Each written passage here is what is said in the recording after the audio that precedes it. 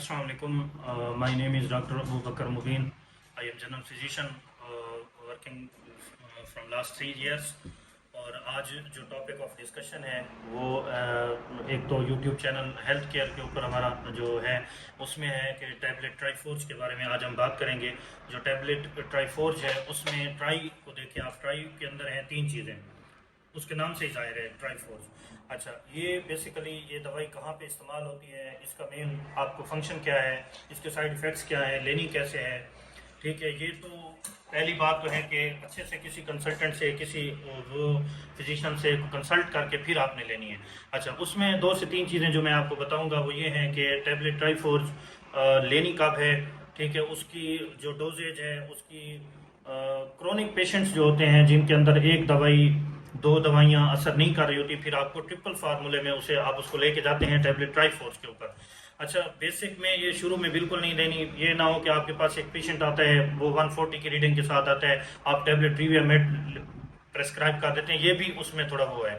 अच्छा, जो patient chronic होंगे, जो बहुत ज़्यादा हिस्ट्री लेके आ रहे होंगे कि कंटिन्यूसली उनका बीपी जो है वो 160 अबव ही रहता है, बिल्कुल भी डाउन नहीं होता, 200 पे चला जाता है, 180 पे चला जाता है, तो वहाँ पे हमें जो टैबलेट ज़रूरत पड़ती है वो होती है टैबलेट ट्राईफोर्ज। तो बहुत कॉमनली प्रेस्क्राइब है, हाई नून फार्मा की है। अच्छा, उसमें हमने क्या करना है कि इसके अंदर 3 फार्मुलेशन, एक है एम्लोडिपिन, एक वेलसार्टन है, और तीसरी जो है इसके अंदर डायूरेटिक का एडिशन किया है, हाइड्रोक्लोरोथियाजाइड जो है वो इन्होंने ऐड किया हुआ है। अच्छा, 2 चीज़ें जो हैं इसके अंदर वो कॉमन है, समझने वाली हैं, वो मैं आपको बताऊंगा कि जो ब्लड प्रेशर के पेशेंट्स होते हैं होता क्या है उनके अंदर।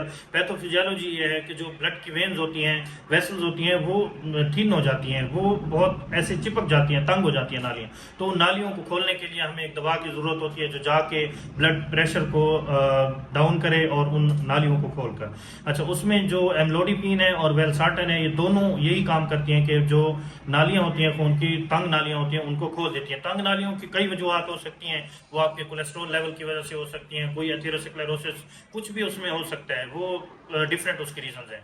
अच्छा, सर्दियों के अंदर ब्लड प्रेशर के जो पेशेंट्स होते हैं उनके अंदर ज़्यादातर इशू आ रहा होता है। जो हाई फैट डाइट लेते हैं, जो मतलब है बहुत ज़्यादा ओबीज पेशेंट होते हैं, उनके अंदर भी सेम इसी तरह का ब्लड प्रेशर का जो इशू है वो रहता है। अब जो तीसरी चीज़ है वो डायूरेटिक ऐड क्यों है इस डोज के अंदर, इस ड्रग के अंदर। उसमें ऐड करने का मकसद ये है कि जो हमारे यूरिन के अंदर, जो हमारे किडनी के अंदर जो एक्स्ट्रा प्रोडक्ट्स हैं जैसे क्रिएटिनिन हो गई या दूसरे कोई फासिद मादे हो गए, उनको एक्सक्रीट आउट करवाना काम होता है।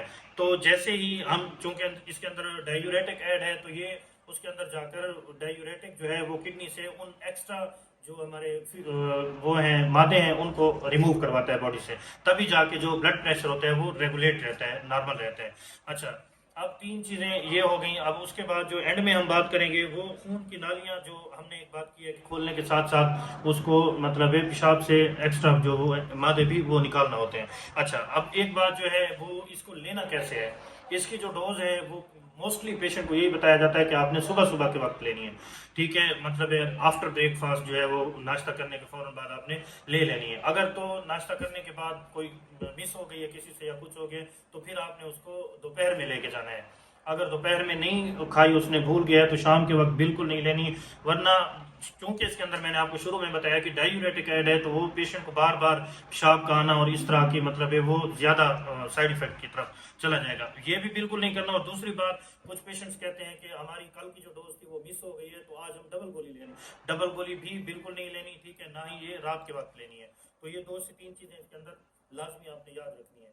अच्छा, और एंड में फिर इसके साइड इफेक्ट्स पे बात करते हैं। साइड इफेक्ट्स क्या होंगे इसमें, जैसे कि आपको बताएं कि दिल का घबराना है, कभी कभी दिल की रफ्तार जो है वो तेज हो जाएगी, इसी तरह थकावट महसूस होगी, लो लो बंदा फील करेगा, तो मैदे की इसी तरह कोई अलामात आ सकती हैं। तो शुरू शुरू में ये रहता है, लेकिन आहिस्ता आहिस्ता ये भी सिम्टम्स जो है वो कम हो जाते हैं।